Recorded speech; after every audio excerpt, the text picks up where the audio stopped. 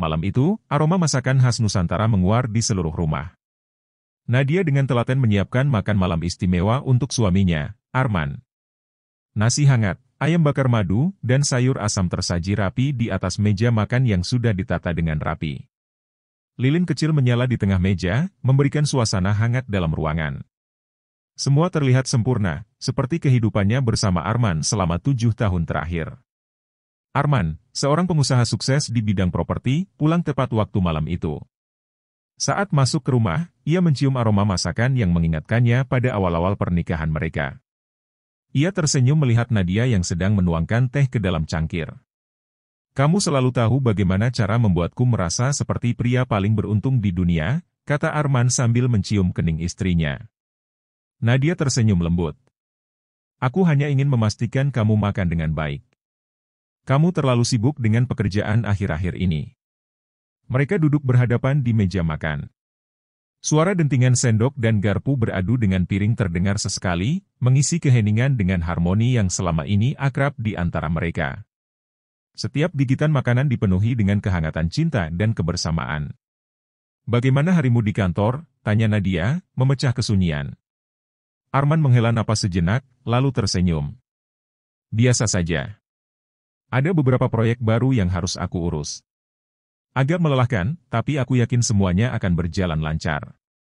Nadia mengangguk, mengerti betapa sibuknya Arman.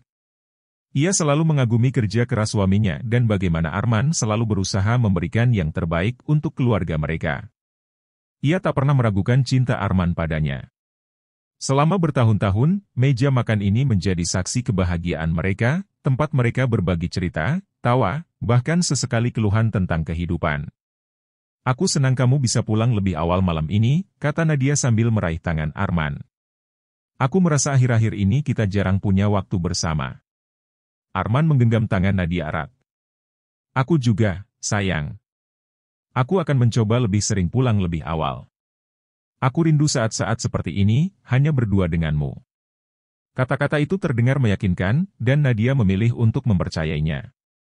Ia tidak ingin membiarkan kecemasan kecil mengganggu kebahagiaan mereka. Baginya, cinta mereka tetap kuat, seperti 7 tahun yang lalu saat mereka mengucap janji setia di altar. Malam itu, setelah makan malam selesai, mereka duduk bersama di ruang keluarga. Arman menyandarkan tubuhnya di sofa, tampak kelelahan, sementara Nadia duduk di sampingnya, menonton televisi. Sesekali, Nadia menatap suaminya dan tersenyum. "Aku bersyukur memiliki kamu, Arman," ucapnya lirih. Arman membuka matanya yang hampir terpejam dan tersenyum. "Dan aku beruntung bisa mencintaimu, Nadia." Kehangatan menyelimuti malam itu, seolah tidak ada yang bisa merusaknya. Namun, Nadia tidak menyadari bahwa kehangatan ini perlahan akan digantikan oleh dinginnya pengkhianatan yang mengintai di balik kebahagiaan mereka. Malam itu, meja makan di rumah Arman dan Nadia tetap tertata rapi seperti biasa. Lilin kecil di tengah meja menyala redup, menambah kehangatan suasana makan malam mereka. Nadia menyajikan ayam panggang favorit Arman, lengkap dengan saus lada hitam yang selalu ia buat dengan sepenuh hati. Aroma masakan memenuhi ruang makan, menciptakan ilusi bahwa semuanya baik-baik saja. Arman duduk di kursinya, tampak lelah setelah seharian bekerja. Seperti biasa, ia melepas dasinya dengan gerakan santai, lalu mengambil segelas air putih sebelum menyentuh makanannya. Nadia memperhatikannya dari seberang meja. Ada sesuatu yang berbeda. Arman tidak seperti biasanya. "Bagaimana harimu?" tanya Nadia sambil menyendokkan nasi ke piringnya. Arman tersenyum tipis. "Sibuk, banyak klien yang harus aku temui," jawabnya singkat. Percakapan mereka tak sepanjang biasanya. Dulu, Arman selalu bercerita tentang pekerjaannya, bahkan hal-hal kecil seperti keluhan soal kemacetan atau kolega yang menyebalkan. Namun, akhir-akhir ini, jawabannya selalu singkat dan dingin. Saat Nadia hendak mengambil gelas Arman untuk membawanya ke wastafel, sesuatu menarik perhatiannya. Ada bekas lipstik di bibir gelas itu, warna merah tua. Seketika, jantungnya berdebar lebih kencang. Ia tahu betul bahwa ia tidak pernah memakai lipstik dengan warna seperti itu. Sejenak, Nadia terpaku, memandangi gelas itu dengan perasaan campur aduk. Matanya melirik ke arah Arman yang sibuk dengan ponselnya, tampak tidak menyadari perubahan ekspresi istrinya. Nadia, panggil Arman, membuatnya tersadar.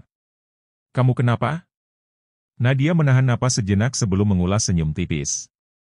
Gak apa-apa. Aku cuma kepikiran sesuatu. Malam itu, saat Arman sudah tertidur, Nadia tetap terjaga di kamar mereka. Pikirannya terus dipenuhi oleh bayangan gelas itu, oleh lipstik merah tua yang menjadi tanda tanya besar. Apa itu hanya kebetulan? Mungkin gelasnya tertukar dengan seseorang saat rapat? Atau, ada kemungkinan lain? Penasaran, Nadia meraih ponsel Arman yang tergeletak di meja samping tempat tidur. Tangannya gemetar saat membuka layar. Namun, sayangnya, ponsel itu terkunci dengan kode yang baru saja diganti. Nadia menarik napas dalam. Dulu, ia tahu kode sandi ponsel suaminya, tetapi sekarang, kapan Arman mengubahnya? Dan yang lebih penting, kenapa? Hari-hari berikutnya, perasaan curiga semakin mengganggunya. Arman mulai sering pulang larut malam dengan alasan pekerjaan. Ia juga terlihat lebih sering membawa ponselnya kemana-mana, bahkan ke kamar mandi. Sesekali, Nadia melihat suaminya tersenyum sendiri saat membaca pesan di ponselnya. Suatu sore, saat sedang membersihkan kamar kerja Arman, Nadia menemukan sesuatu yang membuat perasaannya semakin tidak tenang, selembar nota dari restoran mewah di laci meja kerja suaminya. Ia memeriksa tanggal yang tertera di nota itu. 3 hari yang lalu. Nadia mengingat-ingat. Malam itu, Arman pulang terlambat dan berkata bahwa ia ada rapat penting di kantor. Tapi di nota itu, ada 2 pesanan makanan, bukan 1. Siapa yang makan malam bersamanya? Nadia menggigit bibirnya, hatinya mulai dipenuhi berbagai dugaan. Ia tidak ingin berpikir buruk, tapi semua petunjuk yang ia temukan mengarah pada satu hal, Arman menyembunyikan sesuatu darinya. Kecurigaan itu semakin kuat ketika suatu pagi, saat Nadia sedang mencuci pakaian, ia menemukan sesuatu di saku jas Arman, sebuah anting mungil berbentuk hati berwarna emas. Itu bukan miliknya. Nadia menggenggam anting itu erat. Dadanya terasa sesak. Ada bagian dari dirinya yang masih ingin menyangkal, ingin percaya bahwa semua ini hanyalah kesalahpahaman. Tapi semakin ia mencoba meyakinkan diri, semakin sulit baginya untuk menepis kebenaran yang perlahan mulai terungkap. Malam itu, saat makan malam, Nadia memandang Arman dengan perasaan campur aduk. Ia ingin bertanya, ingin mendengar penjelasan dari suaminya. Tapi bibirnya seolah terkunci. Arman tetap tenang, menikmati makanannya tanpa menyadari bahwa hatinya tengah dipenuhi pertanyaan. Meja makan yang selama ini menjadi saksi kebahagiaan mereka, kini menjadi tempat di mana rahasia perlahan mulai terkuak. Pagi itu, Nadia duduk di meja makan, menatap kosong kecangkir kopinya yang sudah dingin. Pikirannya masih dipenuhi pertanyaan yang belum terjawab. Lipstik di gelas. Nota restoran. Anting emas. Semua itu tidak bisa dianggap kebetulan. Arman berjalan keluar dari kamar dengan jas yang sudah rapi. Seperti biasa, ia bersiap untuk berangkat kerja. Aku ada meeting pagi ini, mungkin pulang agak malam, katanya sambil merapikan dasinya di depan cermin dekat pintu. Nadia tersenyum tipis, menyembunyikan kegelisahannya. Hati-hati di jalan, ucapnya singkat. Begitu Arman pergi, Nadia mengambil ponselnya dan mulai berpikir. Aku harus mencari tahu kebenarannya. Dia memutuskan untuk memulai dengan restoran yang tercantum di nota yang ia temukan. Setelah mencari informasi di internet, ia menemukan nomor teleponnya dan langsung menelepon. Halo, selamat pagi. Ini restoran La Luna, ada yang bisa kami bantu? Suara seorang wanita ramah terdengar di seberang telepon. Nadia berdeham, mencoba berbicara setenang mungkin. Halo, saya ingin memastikan sesuatu. 3 hari lalu, suami saya makan malam di restoran Anda. Saya hanya ingin tahu, apakah dia datang bersama seseorang? Maaf, Bu, untuk alasan privasi pelanggan, kami tidak bisa memberikan informasi seperti itu, jawab petugas restoran. Nadia mengepalkan tangan. Tentu saja, mereka tidak akan memberitahuku begitu saja. Tapi ia tidak menyerah. Begini, saya sebenarnya ingin memberi kejutan untuk suami saya dan ingin memastikan detail pesanannya. Apakah Anda masih memiliki catatan tentang itu? Wanita di telepon terdengar ragu, tetapi akhirnya menjawab, sebentar, Bu. Saya cek dulu, ya. Nadia menunggu dengan perasaan cemas. Detik demi detik terasa begitu lama. Baik, Bu. Saya sudah menemukan catatannya. Tamu tersebut memesan steak wagyu dan pasta seafood, serta sebotol wine merah. Apakah ini yang ibu maksud? Nadia menutup matanya. Arman tidak suka wine merah. Tapi aku tahu siapa yang menyukainya. Laras. Laras adalah rekan kerja Arman, seorang wanita cantik dan ambisius yang sering bekerja dengannya. Nadia memang pernah mendengar nama itu beberapa kali dalam cerita Arman, tetapi tidak pernah berpikir bahwa wanita itu bisa menjadi ancaman dalam pernikahan mereka. Nadia merasakan perutnya bergejolak. Ia menutup telepon dengan cepat dan menarik napas dalam. Sekarang ia memiliki petunjuk yang lebih jelas. Tapi itu belum cukup. Aku perlu bukti lebih kuat. Siang harinya, ia menelepon sahabatnya, Rina. Aku butuh bantuanmu, katanya lirih. Ada apa, Nat? Suaramu terdengar aneh, tanya Rina khawatir.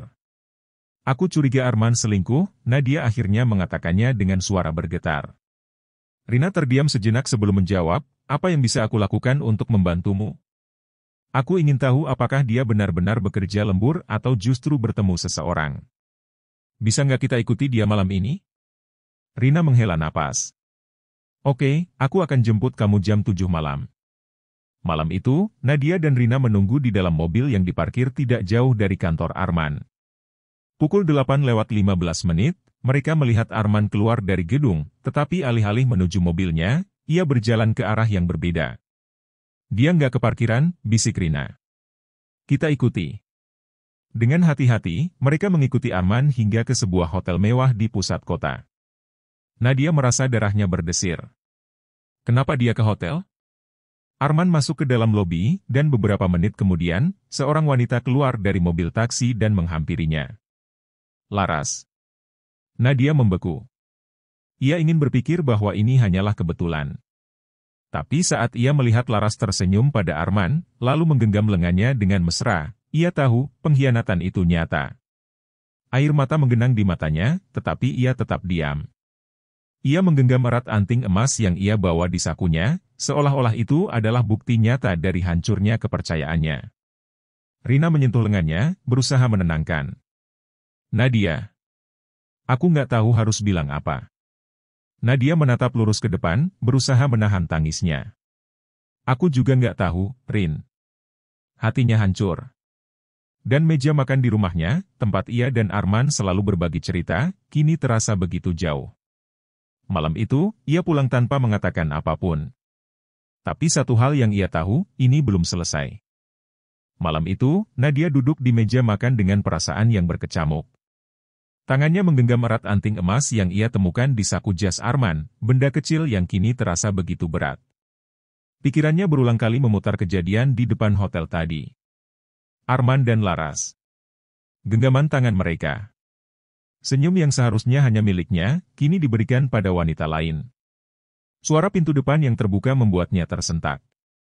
Arman masuk dengan wajah lelah, melepaskan jasnya dan menggantungnya di dekat pintu.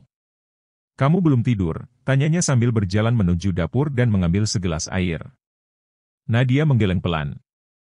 Aku nunggu kamu. Arman menghampiri meja makan dan duduk di kursinya seperti biasa. Ia menghembuskan napas panjang sebelum menyesap air putih di tangannya. Hari ini melelahkan, gumamnya. Nadia menatapnya tajam. Aku tahu persis kenapa kau lelah, Arman. Ia tidak langsung berbicara. Ia ingin melihat apakah Arman akan berbohong, seperti yang selalu ia lakukan akhir-akhir ini. Kamu pulang lebih larut dari biasanya, kata Nadia akhirnya. Arman mengangguk, tanpa sedikit pun menunjukkan tanda-tanda kegugupan. Iya, ada meeting tambahan di kantor. Setelah itu, aku langsung pulang. Langsung pulang. Dada Nadia terasa sesak mendengar kebohongan itu. Ia menelan ludah, berusaha menahan emosinya. Tapi tak bisa. Ia menggenggam erat anting itu, lalu meletakkannya di atas meja, tepat di depan Arman. Pria itu terdiam seketika. Matanya menatap benda kecil itu, lalu beralih pada Nadia. Wajahnya berubah, seolah sedang memikirkan alasan yang tepat untuk keluar dari situasi ini. Apa ini? Tanya Nadia dengan suara pelan, tetapi syarat emosi. Arman menelan ludahnya. Aku nggak tahu, jawabnya, suaranya terdengar ragu. Nadia tertawa kecil, getir. Jangan bohong, Arman. Aku menemukannya di jasmu. Ini bukan milikku. Arman mengusap wajahnya, mencoba berpikir. Mungkin ada yang gak sengaja menaruhnya di kantongku saat di kantor, katanya asal. Nadia menggeleng, matanya mulai berkaca-kaca. Berhenti berbohong, Arman. Aku tahu semuanya. Arman terdiam. Aku tahu kamu gak ada meeting tambahan malam ini. Nadia menatapnya lurus, tak mau berpaling. Aku tahu kamu tidak langsung pulang. Aku tahu dengan siapa kamu sebenarnya. Nafas Arman memburu. Nadia, aku bisa jelaskan. Jelaskan? Nadia menyela, suaranya naik 1 oktav. Jelaskan apa? Bahwa kamu dan Laras hanya berdiskusi bisnis di depan hotel? Arman terdiam, tak mampu berkata apa-apa. Nadia merasakan matanya panas, tetapi ia menahan air mata itu agar tidak jatuh. Berapa lama? Tanyanya, suaranya lebih pelan, lebih dingin. Arman mengusap wajahnya lagi, seolah mengulur waktu. Akhirnya, dengan suara nyaris berbisik, ia menjawab, hampir setahun. Setahun. Nadia mengangguk pelan, menatap piring-piring di meja makan mereka. Meja ini, yang selama ini menjadi tempat mereka berbagi kebahagiaan, kini menjadi saksi hancurnya kepercayaannya. Apa aku kurang untukmu, Arman? Suaranya bergetar. Arman buru-buru menggeleng. Bukan begitu, Nadia. Ia terdiam sejenak, seolah kesulitan mencari kata yang tepat. Aku nggak pernah berniat menyakitimu. Aku masih mencintaimu. Nadia menatapnya tajam. Cinta, ia tertawa sinis. Kalau kamu mencintaiku, kamu nggak akan menusukku dari belakang seperti ini. Arman mengulurkan tangannya, mencoba meraih jemari Nadia, tetapi wanita itu segera menarik tangannya. Aku bisa perbaiki ini, Nat, katanya memohon. Aku bisa tinggalkan Laras. Aku menyesal. Nadia menatapnya dengan tatapan penuh luka. Kenapa? Karena aku sudah tahu. Kalau aku nggak pernah tahu, apa kamu tetap akan bersama dia? Arman terdiam. Dan itu sudah cukup menjadi jawabannya. Air mata Nadia akhirnya jatuh. Bukan hanya karena sakit hati, tapi juga karena kenyataan bahwa laki-laki yang dulu ia percayai sepenuhnya telah menghancurkan perasaan itu dengan begitu mudah. Ia bangkit dari kursinya, menatap Arman dengan penuh kekecewaan. Kamu bukan lagi laki-laki yang aku kenal, Arman. Arman menatapnya dengan panik. Nadia, tolong. Jangan ambil keputusan sekarang. Aku janji, aku akan perbaiki semuanya. Nadia menghela napas panjang. Ia melihat ke meja makan mereka, yang kini terasa lebih dingin daripada sebelumnya. Ia tahu, apapun yang terjadi setelah ini, hubungan mereka tak akan pernah sama lagi. Tanpa berkata-kata lagi, Nadia meninggalkan meja makan itu, meninggalkan Arman yang kini hanya bisa menatap punggungnya. Dan untuk pertama kalinya dalam 7 tahun pernikahan mereka, meja makan itu menjadi tempat yang paling sunyi di rumah mereka. Malam itu, Nadia duduk di ruang tamu dengan mata yang masih sembab. Ia baru saja menghabiskan berjam-jam menangis di kamarnya, tetapi kesedihannya tak juga surut. Di kepalanya, perdebatan panjang terus berlangsung. Apa yang harus aku lakukan? Sejak pertemuannya dengan Arman di meja makan tadi, pikirannya dipenuhi kebingungan. Arman sudah mengaku bersalah, sudah meminta maaf, bahkan berjanji untuk mengakhiri perselingkuhannya dengan Laras. Tapi apakah itu cukup? Apakah aku bisa memaafkannya? Nadia menarik napas dalam. Hatinya mengatakan tidak. Luka yang Arman tinggalkan terlalu dalam, terlalu menyakitkan. Kepercayaan yang dulu ia berikan sepenuhnya, kini hancur berkeping-keping. Tapi di sisi lain, ini bukan sekadar tentang mereka berdua. Bagaimana dengan Alif? Putra kecil mereka yang baru berusia 5 tahun, yang selama ini hanya mengenal rumah penuh kehangatan. Bagaimana jika keputusanku menghancurkan hidupnya? Air mata Nadia kembali jatuh. Ia merasa seperti berada di persimpangan jalan yang keduanya terasa menakutkan. Saat masih larut dalam pikirannya, tiba-tiba ponselnya berbunyi. Nama yang tertera di layar membuatnya terkejut. Laras. Jari Nadia sempat ragu sebelum akhirnya ia menekan tombol jawab. Halo? Ada jeda sebentar sebelum suara di seberang berbicara. Nadia, suara Laras terdengar pelan, tetapi jelas. Nadia mengepalkan tangannya. Kenapa kamu meneleponku? Aku ingin minta maaf, kata Laras dengan suara bergetar. Nadia mengerutkan kening. Minta maaf? Aku nggak pernah berniat merusak rumah tanggamu. Awalnya aku hanya mengagumi Arman sebagai rekan kerja, lalu semuanya berjalan terlalu jauh. Aku tahu ini salah. Nadia mencengkeram ponselnya lebih erat. Kalau kamu tahu itu salah, kenapa kamu tetap melakukannya? Laras terdiam sejenak sebelum menjawab. Karena aku mencintainya. Jawaban itu seperti pisau yang menembus hati Nadia. Ia menarik napas panjang, berusaha meredam emosinya. Tapi aku juga sadar, aku bukan siapa-siapa, lanjut Laras. Aku bisa pergi dari hidup kalian kalau itu yang kamu inginkan. Nadia tersenyum pahit. Seharusnya sejak awal kau tak pernah ada dalam hidup kami. Aku tidak butuh kamu pergi, Laras. Aku butuh Arman yang tidak mengkhianati aku. Laras terdiam. Setelah beberapa saat, ia berkata pelan, aku benar-benar minta maaf, Nadia. Nadia menutup telepon tanpa menjawab. Permintaan maaf Laras tidak akan mengubah apapun. Luka yang ia rasakan tak akan hilang hanya karena satu kata maaf. Setelah telepon itu berakhir, Nadia kembali terdiam dalam pikirannya. Tapi kini, perasaannya semakin jelas. Aku tidak bisa terus seperti ini. Pagi harinya, Arman menemui Nadia di dapur. Wajahnya kusut, tanda ia tak tidur semalaman. Nadia, kita harus bicara. Nadia mengangguk pelan. Mereka duduk di meja makan, tempat di mana semuanya bermula. Aku sudah memutuskan hubungan dengan Laras tadi malam, kata Arman langsung. Aku benar-benar menyesal, Nadia. Aku tidak ingin kehilangan kamu dan Alif. Nadia menatapnya dalam diam. Ia ingin mempercayai kata-kata itu, tetapi hatinya tak bisa. Aku tahu aku sudah membuat kesalahan besar, lanjut Arman. Tapi aku bersedia melakukan apapun untuk memperbaiki semuanya. Tolong beri aku kesempatan. Kesunyian menyelimuti mereka. Hanya suara detak jam dinding yang terdengar. Akhirnya, Nadia menghela napas panjang. Aku sudah memikirkan ini sepanjang malam, Arman. Arman menatapnya dengan penuh harap. Aku mencintaimu, kata Nadia dengan suara serak. Aku mencintai keluarga kita. Tapi kepercayaan itu sudah hancur. Arman menggeleng cepat. Aku bisa membangunnya lagi, Nadia. Beri aku waktu. Nadia menunduk, menatap meja makan mereka yang selama ini menjadi saksi kebersamaan mereka. Ia ingin percaya bahwa semuanya bisa diperbaiki. Tapi bisakah ia benar-benar melupakan pengkhianatan itu? Ia akhirnya mengangkat wajahnya, menatap mata Arman dengan penuh kesedihan. Aku butuh waktu. Arman terdiam.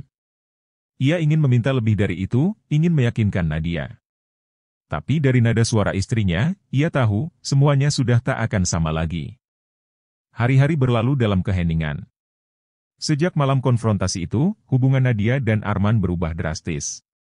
Tidak ada lagi obrolan ringan di meja makan, tidak ada lagi tawa kecil saat mereka menikmati makan malam bersama. Semua terasa hambar, seperti makanan yang kehilangan rasa. Nadia masih tinggal di rumah itu, tapi hatinya terasa jauh. Ia melakukan rutinitasnya seperti biasa, mengurus Alif, memasak, bekerja, tetapi ada sesuatu yang hilang. Kepercayaan. Setiap kali ia menatap Arman, ia masih melihat bayangan pengkhianatan itu. Setiap kali Arman menyentuhnya, ia merasa ada dinding tak kasat mata di antara mereka. Ia mencoba, sungguh. Tapi setiap kali ia mengingat Laras, mengingat bagaimana Arman menggenggam tangan wanita itu, luka di hatinya kembali menganga. Arman, di sisi lain, terus berusaha. Ia pulang tepat waktu, tidak lagi membawa pekerjaannya ke rumah, dan selalu mencoba mengajak Nadia bicara. Tapi Nadia hanya memberikan jawaban-jawaban singkat, atau terkadang hanya diam. Suatu malam, setelah Alif tidur, Arman duduk di meja makan sambil menatap Nadia yang tengah membereskan piring. Kita nggak bisa terus begini, Nat, katanya pelan. Nadia berhenti sejenak, lalu melanjutkan pekerjaannya. Aku tahu. Aku sudah berusaha. Aku benar-benar menyesal, suara Arman terdengar lirih. Nadia menatapnya. Aku juga berusaha, Arman. Aku mencoba untuk melupakan. Tapi aku tidak bisa. Arman menunduk, mengusap wajahnya. Lalu, apa yang harus aku lakukan? Apa aku harus kehilanganmu? Nadia menarik napas panjang. Inilah pertanyaan yang selama ini menghantuinya. Aku mencintaimu, Arman, katanya akhirnya. Tapi aku lebih mencintai diriku sendiri. Arman menatapnya dengan mata penuh kesedihan. Aku tidak bisa terus hidup dalam ketakutan bahwa kamu akan mengkhianatiku lagi. Suara Nadia bergetar. Aku tidak bisa duduk di meja makan ini setiap hari, berpura-pura bahwa semuanya baik-baik saja, sementara hatiku masih terluka. Arman menggenggam tangannya, mencoba menahannya. Aku akan lakukan apa saja untuk memperbaiki semuanya, Nat. Aku janji. Nadia menggeleng pelan. Beberapa luka terlalu dalam untuk disembuhkan, Arman. Hening. Arman akhirnya melepaskan genggamannya. Ada kesedihan yang begitu nyata di matanya, tapi juga pemahaman. Jadi, ini akhirnya, tanyanya dengan suara serak. Nadia mengangguk perlahan. Aku ingin berpisah. Kata-kata itu terasa seperti belati yang menembus dada Arman. Ia tidak pernah menyangka bahwa semuanya akan berakhir seperti ini. Tapi ia tahu, ia tidak bisa memaksa Nadia untuk tetap tinggal jika hatinya sudah tidak ada di sini. Nadia berdiri, menatap meja makan mereka untuk terakhir kalinya. Meja yang dulu menjadi tempat kebahagiaan mereka, kini hanya menjadi pengingat akan luka yang tak bisa disembuhkan. Aku akan mengurus semuanya secepatnya, katanya pelan. Aku harap kita bisa tetap menjadi orang tua yang baik untuk Alif. Arman menatapnya, lalu mengangguk. Aku juga berharap begitu. Nadia tersenyum tipis, tapi senyum itu penuh dengan kepedihan. Kemudian, ia melangkah pergi. Dan untuk pertama kalinya dalam 7 tahun pernikahan mereka, meja makan itu benar-benar kosong.